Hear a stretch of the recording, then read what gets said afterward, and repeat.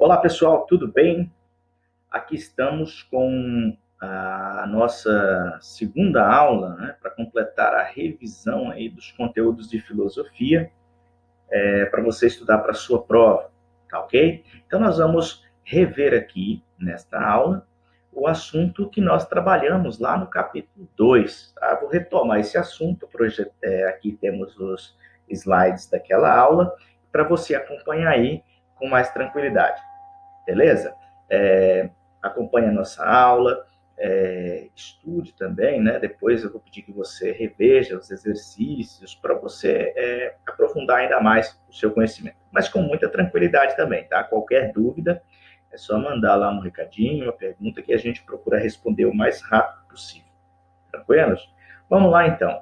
Neste capítulo 2, nós vamos dar continuidade aí ao estudo daquele período da filosofia que ficou conhecido aí como filosofia helenística.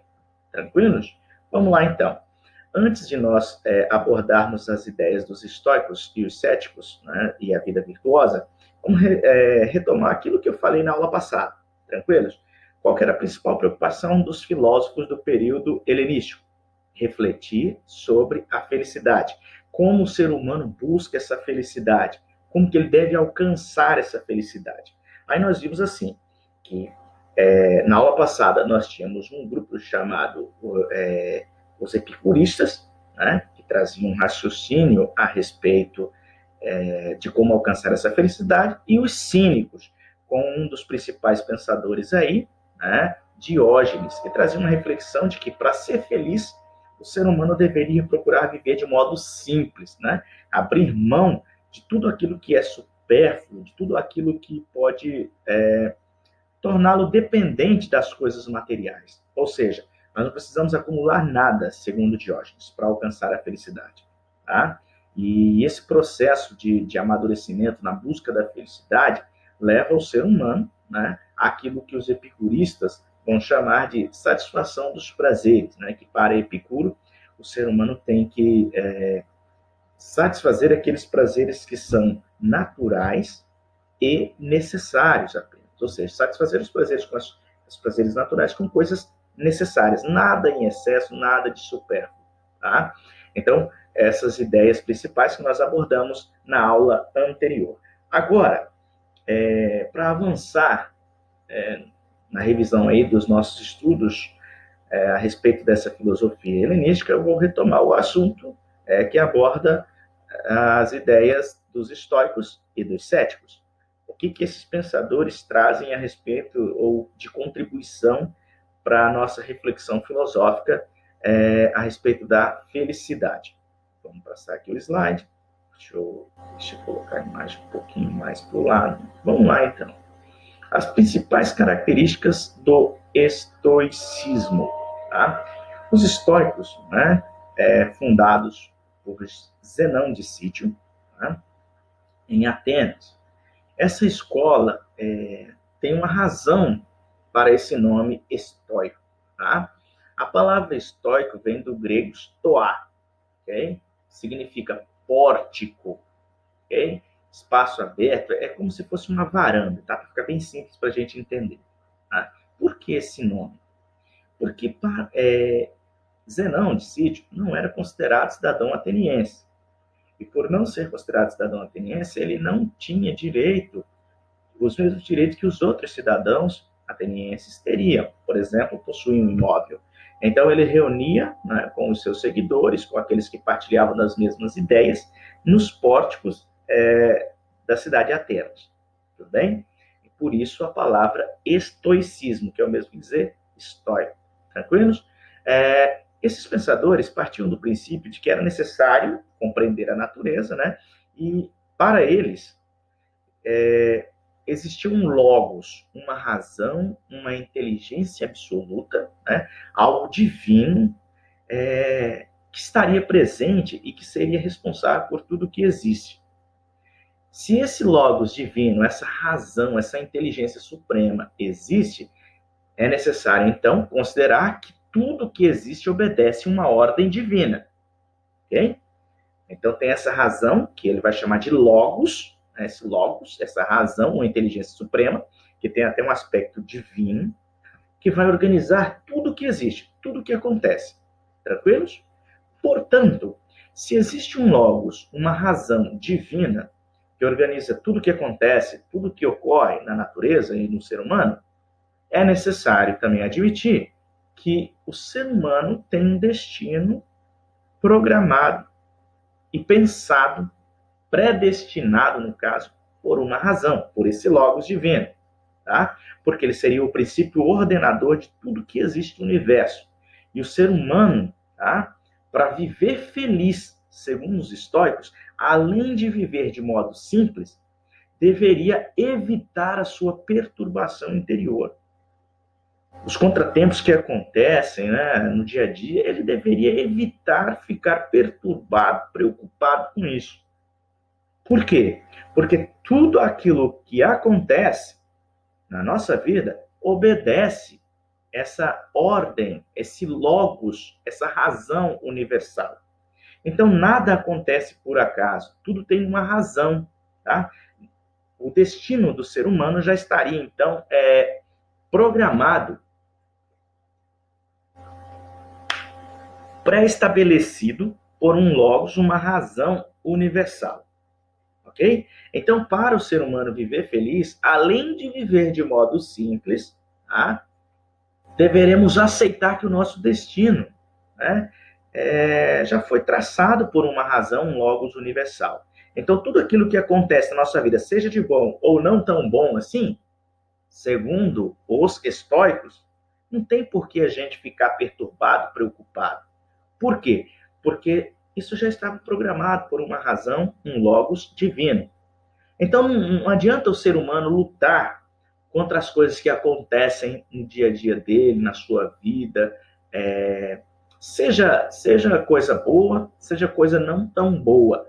Por quê? Porque tudo já está pré-determinado, já está programado por uma razão universal, que é uma razão divina, um logos. Ok? Então, segundo os estoicos, devemos, né, nós todos devemos procurar fazer uma harmonia entre o logos individual com o logos universal. O que seria isso? Usando a nossa capacidade de razão, tá, nós deveríamos, segundo os estoicos, buscar uma harmonia com o logos universal. Essa harmonia acaba permitindo que o ser humano consiga viver de forma mais tranquila diante dos contratempos da vida. Por quê? Porque tudo que ocorre na nossa vida está predestinado por uma razão, um logos, né? Uma inteligência suprema que já pensou e organizou tudo o que acontece no nosso dia a dia. Por consequência disso aí, diante dos desafios e dos problemas da vida, não teria necessidade do ser humano perder a serenidade e a tranquilidade. Deve encarar os problemas, os desafios e as dificuldades do dia a dia com muita serenidade. Por quê? Porque Deus já pensou esse destino e já determinou tudo para nós. Ok? Então, para os estoicos, além de viver, né, procurar viver a vida de forma simples, né, no dia a dia, o ser humano também tem que evitar ao máximo a perturbação da alma. Tá? Por quê? Porque as coisas que ocorrem no nosso dia a dia, os desafios, os contratempos, né, tudo que ocorre, seja de bom, seja de não tão bom, estaria já pré-determinado por um logos, por uma razão divina. Tá? Deus já pensou tudo o que ocorre conosco. E a gente tem que procurar harmonizar a nossa capacidade de razão, seja o nosso logos individual, nossa razão, nosso conhecimento, com o logos universal, ou seja, com aquela sabedoria absoluta que já pensou tudo aquilo que ocorre e que acontece conosco. Tranquilos? Vamos para dando sequência no raciocínio dos estoicos. Eles defendiam que a natureza do ser humano é uma natureza racional, ou seja, o ser humano é um ser que usa sua capacidade de razão diante do mundo, diante da vida, diante das coisas que ocorrem. Porém, os prazeres e as emoções prejudicariam o equilíbrio necessário ao bom uso da razão. Os estoicos dizem assim: quando a gente age de maneira emotiva, ou seja, quando nós estamos repletos, ou quando nós tomamos ou praticamos alguma coisa tomada de uma emoção muito grande, nós corremos um risco de errar. Porque quando a emoção está exagerada, ela tira a nossa capacidade de razão. É como, por exemplo, vamos supor, às vezes a gente acaba praticando algumas coisas que a gente se arrepende depois, porque aquilo que a gente praticou foi feito no calor da emoção. Alguém te provocou e você teve uma reação imediata. Só que essa sua reação foi baseada especialmente na sua emoção daquele momento. Tá? Tipo assim, você foi provocado e imediatamente reagiu, mas reagiu sem pensar. Por quê? Porque a sua emoção não permitiu que a sua razão tomasse uma postura diante do fato. Tudo bem? Então, os estoicos ainda defendem que o ser humano deve desprezar esses aspectos emocionais e usar a sua capacidade de razão, que é o fundamento da sua existência. Portanto, segundo os estoicos, é preciso, para que a gente possa viver de modo mais feliz, né, afastarmos desses aspectos completamente emocionais, para que a nossa natureza racional possa atingir uma vida virtuosa. O que seria uma vida virtuosa no pensamento dos estoicos? Seria aquela vida que a gente usa a nossa razão para decidir as coisas, e não apenas a emoção. Tudo bem? Então, uma vida virtuosa é como se dissesse assim: o que é algo virtuoso? Algo bom. Então, o ser humano, além de viver de modo simples, evitar a perturbação da alma, tem que praticar e viver a virtude, ou seja, viver de modo virtuoso. Né? E a razão é que deve controlar as emoções e os prazeres. Por quê? Porque uma vez que a nossa razão controla as nossas emoções, segundo os estoicos, nós conseguiremos atingir essa tranquilidade da nossa alma. E para eles, sábio, o sábio domina suas emoções e os desejos em qualquer circunstância.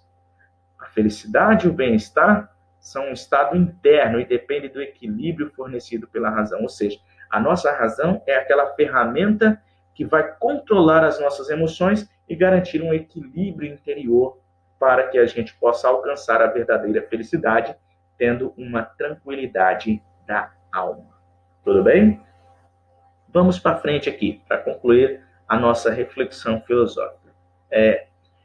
Temos também o ceticismo, ou os céticos. O principal representante dessa corrente de pensamento é um filósofo conhecido como Piro de Élida. Ele vai trazer a seguinte reflexão. Para os céticos, antes de nós querermos dar uma definição ou explicar alguma coisa de forma definitiva, tá? darmos respostas definitivas sobre qualquer coisa, era primeiro levar em consideração que não é possível fazer isso. Por quê? Os céticos argumentavam que não havia um critério confiável para descobrir a verdade. Nem a razão, nem os sentidos poderiam cumprir esse papel. Ou seja, para que eu possa definir algo ou dar uma resposta definitiva sobre algo, segundo os céticos, isso seria impossível. Porque para eles é impossível nós alcançarmos o conhecimento verdadeiro, tá? Seja pela nossa capacidade de razão, seja também por meio dos sentidos. Okay? Então, para os céticos, é impossível alcançar um conhecimento que seja considerado como verdadeiro e absoluto.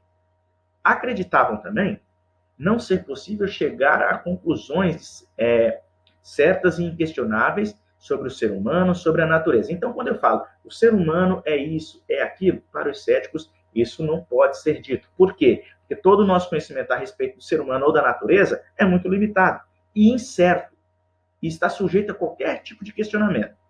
Mesmo assim, eles continuam suas investigações para aprimorar a compreensão dessa realidade. Como que eles avançam nesse processo de compreensão da realidade? Por duvidarem da possibilidade de atingirmos um verdadeiro conhecimento, os céticos, então, apresentam a proposta da suspensão do juízo, ou seja, não emitir opinião definitiva sobre nada. Por quê?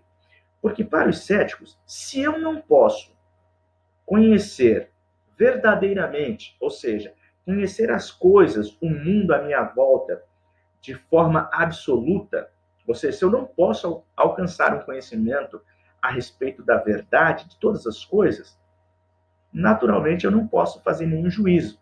Então, eu não posso emitir nenhum juízo e nem opinião definitiva sobre as coisas. Por quê? Porque é impossível alcançar um conhecimento que seja considerado como verdadeiro. Tudo bem? Concluímos aqui, então, a nossa reflexão filosófica a respeito da filosofia helenística. Tranquilos? Então, eu gostaria que você pegasse o seu capítulo número 1, pegasse o capítulo número 2, pode até rever a aula que nós trabalhamos no capítulo 1, capítulo 2, né, que foi na aula passada, uma revisão que começamos na aula passada, para que você possa estudar tranquilamente para a sua prova. Tudo bem? Então, aqui a gente conclui todo o nosso conhecimento a respeito da filosofia helenística, que é a busca pela felicidade.